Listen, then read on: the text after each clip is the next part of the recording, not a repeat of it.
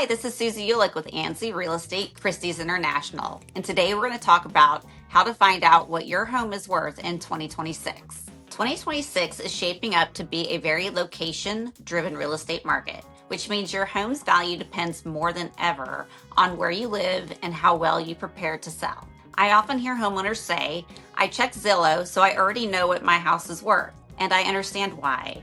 It's quick, convenient, and gives you a number right away. But the reality is, automated estimates don't price your home. Your local market does. About a year or so ago, I met with sellers who were preparing to move out of state. They had looked up their estimate and expected their home to be worth about that amount.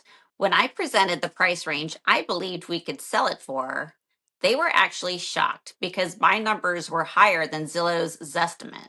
Once I walked them through the comparable sales and what buyers were paying in their neighborhood, it made sense, and their homes sold quickly within the price range we discussed. I also keep an eye on Zillow because I know many homeowners do. Over the past year, I've noticed their estimates are often about 3 to 5% less from what homes are actually listed for, because automated systems can't account for all the details that affect a home's true value. Sometimes those numbers are close, sometimes they're not even in the ballpark. Determining your home's value isn't about grabbing one number online. It's about combining data, local expertise, and the right pricing strategy.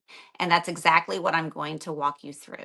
Key point number 1, start with online valuation tools. Automated valuation models like HomeLights, Estimator, or Zestimates give you a quick starting point. They pull from public tax records and recent home sales to generate an estimate within seconds. They are helpful because they give you a general starting point. Just remember, these tools can't see your home's upgrades, layout, or current condition. Treat the number as a reference point, not a pricing strategy. Next, look at recent comparable sales, often called comps.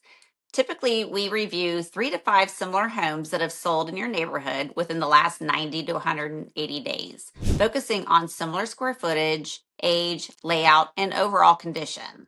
Sold homes show what buyers were actually willing to pay, which is far more useful than simply looking at an active listing. But here's something most people don't realize. Even that data is technically old data.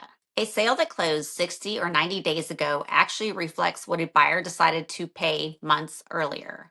That's why it's important to work with a realtor who truly has a pulse on the current market, because conditions can shift week to week based on inventory, buyer demand, and interest rates. A real estate professional can also see things public websites don't show, like price reductions, buyer concessions, and the full story behind each sale, so we can interpret what those numbers really mean for your home today. Key point number 3, evaluate condition and buyer preferences. After reviewing comps, take an honest look at your home's condition. 2 homes of the same size can sell for very different prices depending on updates and maintenance. Renovated kitchens, updated bathrooms, or a finished basement can increase value.